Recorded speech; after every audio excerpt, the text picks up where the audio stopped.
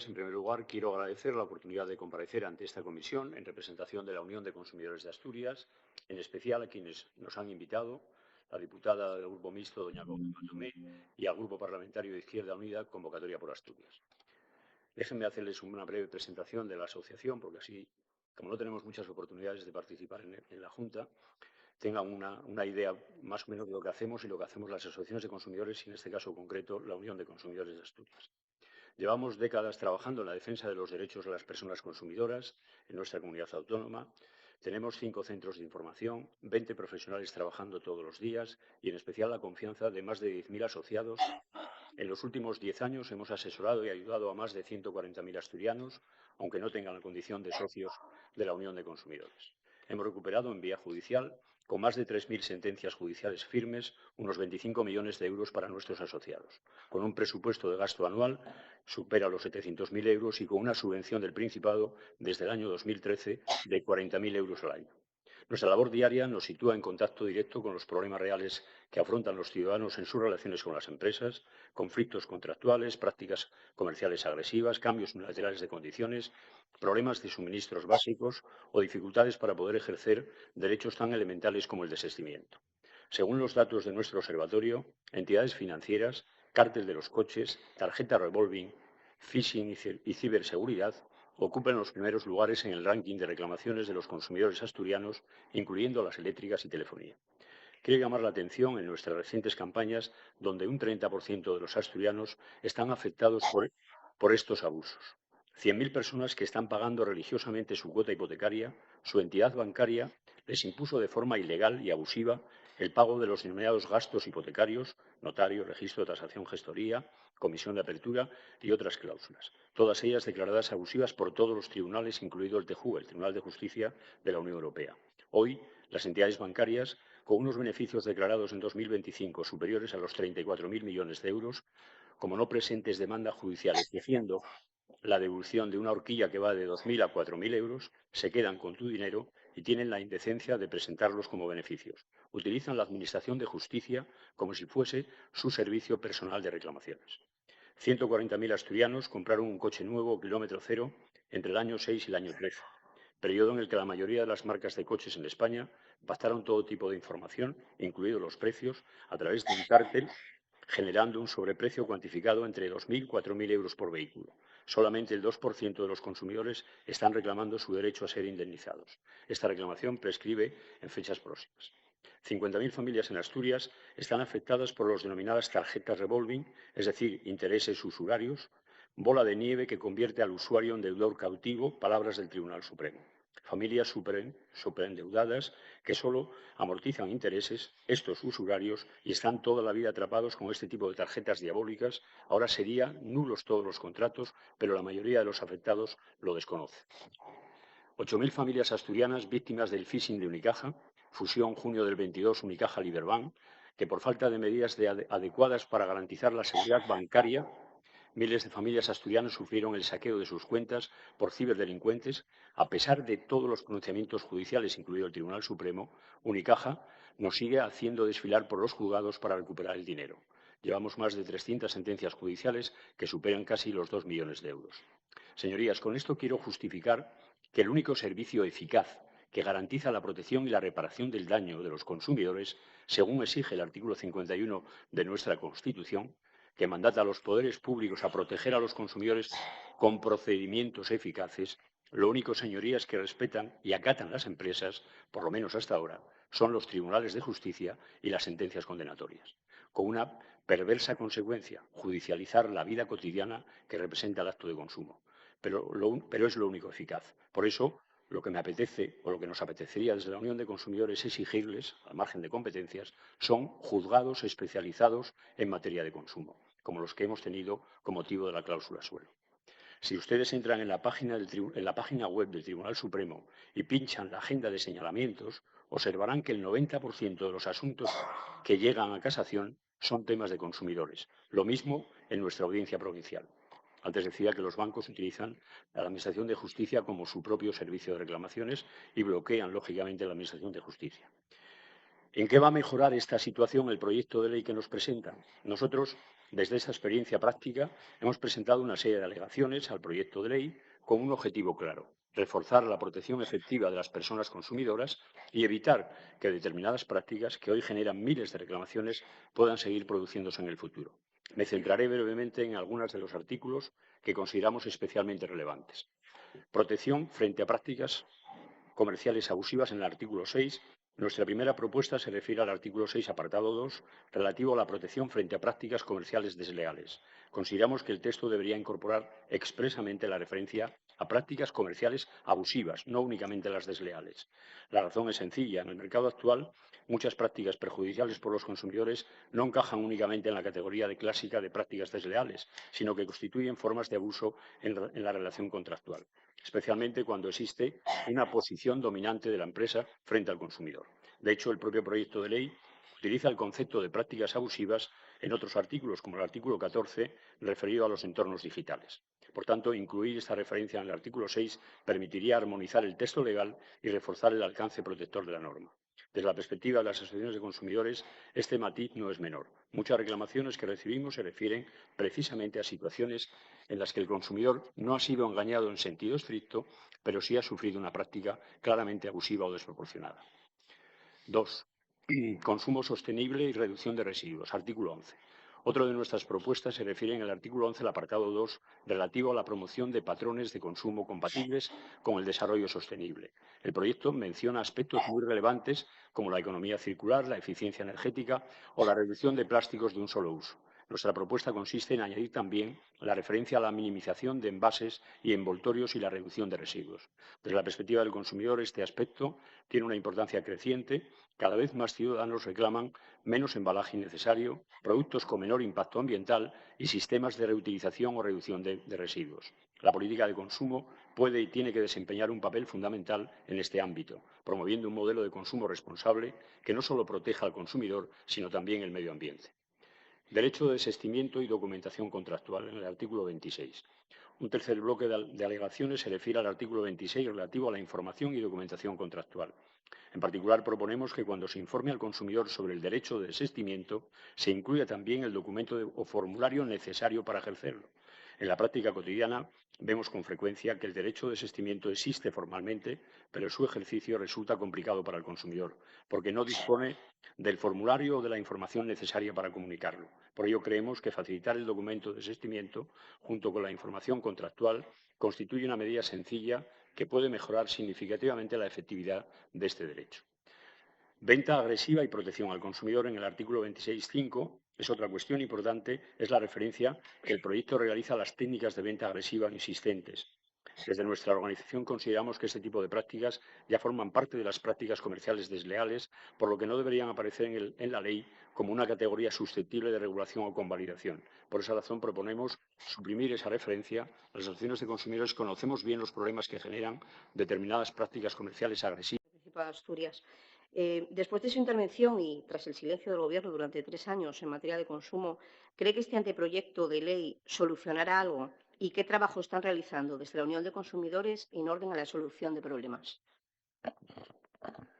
Sí, Dacio Alonso, de la Unión de Consumidores. Hombre, yo creo que la ley, sí es verdad que la ley que tenemos actual, que es de 2002, esta ley es un proyecto, digamos, 24 años después. Es verdad que han cambiado muchas cosas en la dinámica de la sociedad, en la economía de mercado, en los derechos de los consumidores. Pero yo déjeme decirles una cosa. Las leyes por sí mismas, aunque sean muy buenas, y ojalá lo sean, que no, a veces no es el caso, no dispensan una especial protección si no hay voluntad política inequívoca de hacerlas cumplir. Y para hacerlas cumplir, lógicamente, además de la voluntad política, tiene que haber, a mi juicio, la dotación presupuestaria necesaria. La inspección, las sanciones para nosotros son especialmente relevantes. Claro que lo son. Yo antes exponía los abusos de las entidades bancarias. Los bancos saben, lamentablemente, hasta el Tribunal de Justicia de la Unión Europea ha requerido a la banca española, para decirle que eso sería bochornoso, ¿a qué esperan ustedes, entidades bancarias, a tomar la iniciativa con sus clientes y advertirles que les han impuesto cláusulas abusivas, declaradas como tal abusivas hasta por el Tribunal de Justicia de la Unión Europea, y proceder a devolverles el dinero que les adeuda? Se están quedando con ese dinero. ¿Sabe qué hace la banca? ¿Saben qué hacen los bancos? Obligar a ir a la vía judicial, porque saben que no más del 2% de los ciudadanos van a contratar un abogado y un procurador para recuperar lo que significan gastos hipotecarios, comisión de apertura, 3.000 o 4.000 euros. Se quedan con el dinero de los clientes, a pesar de todas las advertencias. Si nosotros en esta ley, y ahí nosotros ponemos el acento, dentro del procedimiento sancionador, es muy importante tipificar muy bien, digamos, las infracciones de consumo, tipificarlas muy bien. Luego lo comentaré si me permiten. Si ese procedimiento sancionador sancionásemos a los bancos por quedarse con el dinero de los clientes, por esa abusividad, ese sería un mecanismo inmediato. Si un banco recibe unas sanciones relevantes, disuasorias, que no le sea rentable quedarse con ese dinero, automáticamente devolverían el dinero y no judicializarían y no utilizarían, que es más perverso si cabe, a la Administración de Justicia como si fuera, como yo decía antes, su propio servicio de reclamaciones. Yo les decía que nosotros esperamos que la ley tenga la relevancia necesaria, que el procedimiento sancionador sea el instrumento fundamental para que las leyes hay que cumplirlas y hacerlas cumplir. Y al que no cumple hay que sancionarle y sancionarle adecuadamente. Pero, insisto, si se cumple la ley, si se exige su cumplimiento, evitaríamos judicializar la vida cotidiana, que es el consumo. Y nosotros, como asociación, me pregunta qué estamos haciendo, no salimos de los juzgados todos los días para poder reparar el daño en ese ranking que yo les hice antes de cuáles son las reclamaciones de los asturianos, que afectan nada menos que a 300.000 asturianos que tendrían derecho a una devolución por una práctica abusiva, declarada como tal abusiva por todos los tribunales, y van a quedarse sin ella porque tampoco hemos hecho ni campañas de información, ni asesoramiento. Nosotros lo intentamos, pero tenemos la capacidad que tenemos. Muchas gracias.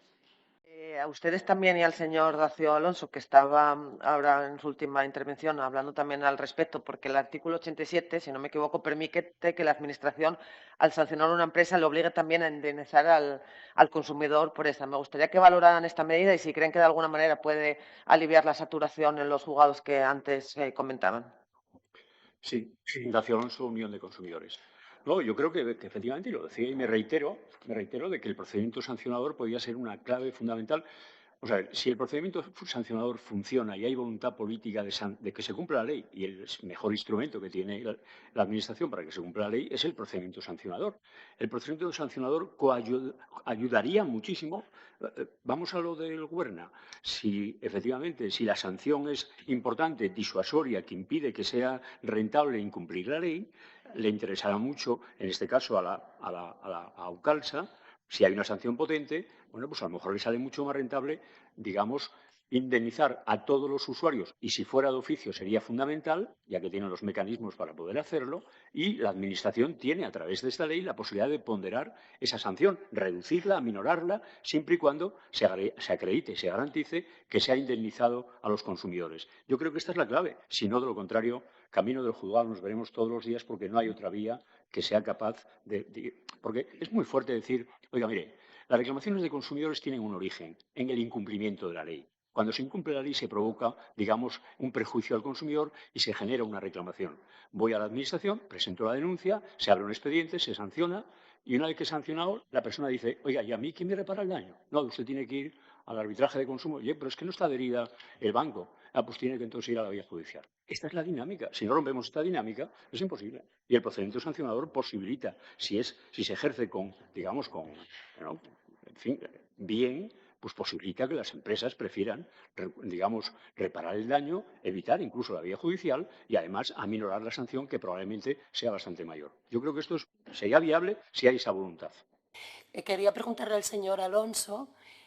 Quería preguntarle sobre el artículo 72 y las infracciones por las cláusulas abusivas. Realmente ya le contestó bastante a la señora Fernández del Partido Popular. De hecho, no hace mucho presentaron ustedes una denuncia administrativa contra Aucalsa, precisamente porque se están quedando, como decía usted en su intervención, con el dinero de los que pasan, de los que pasamos por el Güerna, a pesar de que está a medio funcionamiento. La pregunta es muy sencilla. ¿Considera que con este proyecto de ley que estamos analizando va a mejorar esta cuestión en cuanto a los consumidores o que van a tener que seguir acudiendo de una manera u otra a los tribunales? Y una pregunta más, porque hacía usted referencia, y me interesa mucho, y sobre todo después de alguna de las cosas escuchadas hoy aquí, del impulso de patronos de consumo responsable en busca de sostenibilidad. ¿Hay alguna ley en la que nos podamos inspirar para mejorar esta nuestra autonómica en ese sentido? Gracias. Sí, muchas gracias. Dacio Alonso, Unión de Consumidores de Asturias. Déjenme, si me permite, aprovechando. Los que venimos aquí a comparecer, comparecemos poco y así aprovechamos el momento que tenemos, si la mesa lo permite también, ¿no? Quiero decir, lo del artículo 72, déjeme darle una pincelada que usted lo mencionó y es relevante. Yo coincido también con las exposiciones que se han hecho, que a veces tenemos evidentemente, tenemos una sobrelegislación, digamos, absoluta, desde las directivas comunitarias de obligado cumplimiento de la transposición, pero desde la legislación, digamos, española, desde la legislación de las comunidades autónomas y desde los ayuntamientos que también legislan a través de ordenanzas municipales. Y a veces toda esa legislación, que yo decía antes que puede parecer que eso significa una especial protección, lo que significa es una especial confusión tremenda, porque cuando uno se plantea qué ley y norma aplicar, realmente es ciertamente complicado, por esa proliferación de legislativa. Pero déjeme comentarle un hecho que es verdad. Hay legislación básica en el texto refundido que simplemente aplicado o llevado a este texto nuestro sería suficiente. Voy a poner un ejemplo que creo que explica muy bien el tema. El artículo 72. Qué importante es tipificar bien las infracciones de consumo y luego, lógicamente, las sanciones correspondientes. El artículo 72 de nuestra ley, que estamos aquí hoy participando en su valoración, el artículo 72 establece que incorporar cláusulas abusivas en los contratos es una infracción grave de consumo. Bueno, pues yo he de decirles que ese texto, como yo antes decía, que puede ser una gran revolución, entre comillas, el contexto de revolución, pero revolucionario desde el punto de vista de la protección de los consumidores, digamos, a utilizar adecuadamente el procedimiento sancionador. Las empresas, digo, que no cumplen, tienen obligación de exigir su cumplimiento porque si no discriminan con aquellas que lo hacen bien y hay que sancionarles adecuadamente. Pero miren, el artículo 72, según está redactado, es imposible que sancionemos a los bancos. Nosotros hemos tenido una experiencia. En el año 15, la Unión de Consumidores presentamos contra aquella historia de las cláusulas suelo que digamos, significó un gran daño económico para los consumidores después del hacer, digamos, del ladrillo y del tema financiero y de la época de la crisis financiera, pues llevamos al Principado de Asturias, a los servicios de consumo, denuncia por infracción grave por incorporar cláusulas abusivas en los contratos.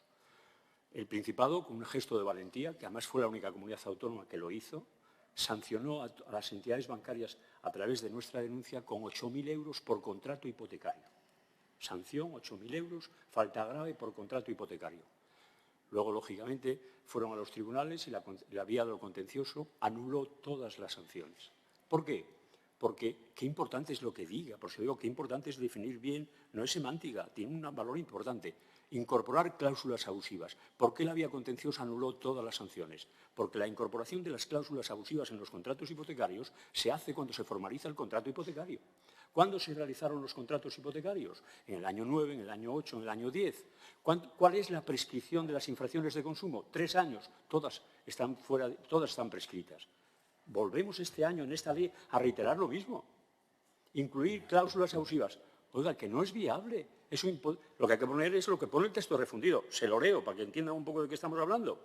Digamos, la introducción. Leo lo que tendría que poner, que lo dice el texto refundido. No lo dice y sin embargo lo contradice nuestra ley. La introducción o existencia de cláusulas abusivas en los contratos, así como la no remoción de sus efectos, una vez declarado judicialmente su carácter abusivo o sancionado tal hecho en vía administrativa o con carácter firme, son infracciones graves de 10.000 euros. Es decir, esto es lo que dice el texto refundido. Y esto sí lo permite que con la ley, si se incorpora esto y si no se modifica, sancionar a los bancos. Miren, nuestra ley del 2002, las faltas graves, las infracciones graves, van hasta 18.000 euros de sanción. Si tenemos hoy 100.000 hipotecas vivas en Asturias, sancionadas con 18.000 euros, recaudación para el Principado, 1.800 millones de euros. Oiga, digamos, unos bancos que han declarado 34.000 millones de beneficios, solamente devuelven al 2% de los consumidores porque son los únicos que tienen la valentía de reclamar, 1.800 millones de euros utilizando adecuadamente el procedimiento sancionador. Eso es lo que nos posibilita. No les digo nada si aplicamos lo que dice la ley ahora que estamos hablando. Yo decía la ley del 2002. La que estamos hablando posibilita hasta 100.000 euros. Simplemente aplicando la ley, probablemente por la vía recaudatoria, tendría el mismo presupuesto que tiene la comunidad autónoma. Joder, no sé, ¿de qué estamos hablando entonces? ¿De qué estamos hablando? Importante esta historia. Segundo tema, el tema del Huerna. El tema que me pregunta. Nosotros creemos que esta ley, y ese sería un salto cualitativo fundamental, para romper la dinámica que yo decía de judicializar la vida pública y estar todos los días en los juzgados, además de utilizar los juzgados de una forma, como dicen los jueces en sus sentencias, aquí en Asturias, no solamente condenan a las entidades bancarias porque saben que hay una jurisprudencia consolidada absolutamente y que es una temeridad acudir a los juzgados y utilizar la Administración de Justicia cuando saben que eso está sobrejuzgado absolutamente. Lamentablemente esto. Yo decía, ¿cuál es lo que puede cambiar? Puede cambiar un procedimiento sancionador adecuado, que tengamos un procedimiento sancionador, digamos, que sea verdaderamente disuasorio para que ayude, lógicamente, a corregir todo este tipo de abusos y todo tipo de prácticas. Pero en el procedimiento sancionador tiene que contemplarse sí o sí la reparación del daño del consumidor. Porque ese doble efecto, sancionar a la empresa que incumple y a la vez reparar el daño, a mi juicio, sería la conquista necesaria para los consumidores en la época que estamos. Porque ¿de qué sirve que se sancione a una empresa porque incumple la ley si luego al consumidor se le dice, como decía Carmen Moreno, vaya usted a los tribunales de justicia? Hemos de reconocer que el arbitraje de consumo es un auténtico fracaso. Desde hace 50 años no se ha impulsado en absoluto y en Asturias, como en España, no llega al 3% de las empresas que estén adheridas al sistema arbitral. Probablemente la esencia, se decía aquí, es por su naturaleza voluntaria. Pero no tenemos mecanismos de resolver conflictos que sean eficaces para los consumidores.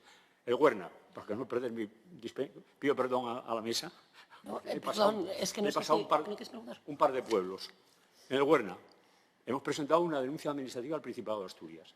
Hemos entendido que el daño que se ha provocado, porque cobrar una autopista que tiene 74 kilómetros, donde el 40% está en obras, no solamente es un abuso, sino es una estafa.